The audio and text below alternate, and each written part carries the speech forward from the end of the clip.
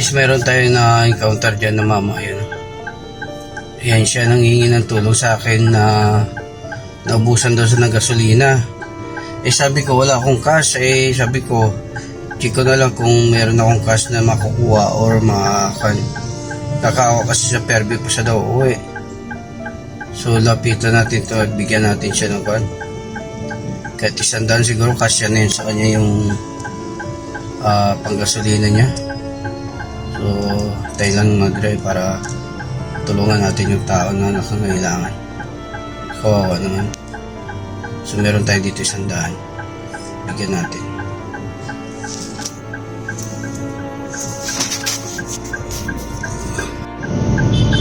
Bigyan natin siya ng nilapit ako muna ito mga dre para mabigyan natin siya ng 100 lang kasi wala tayong budget kawawa naman ng tao na nangangailangan.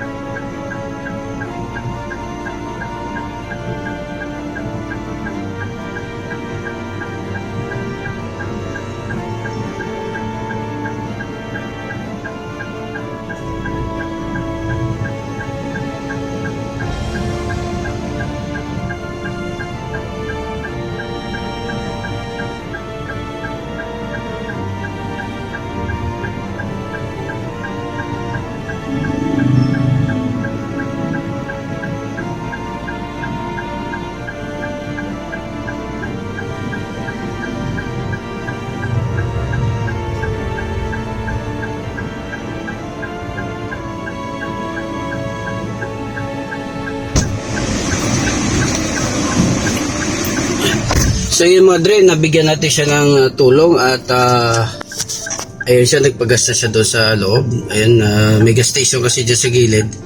Ayan yung Petron. So sabi ko magpagas ka na lang dyan para makauwi ka na ng Fairview. So nandito tayo sa Guadalupe. Ano ba ito? So may bandang Guadalupe kasi ito mga dre. Kaya dito tayo sa gilid.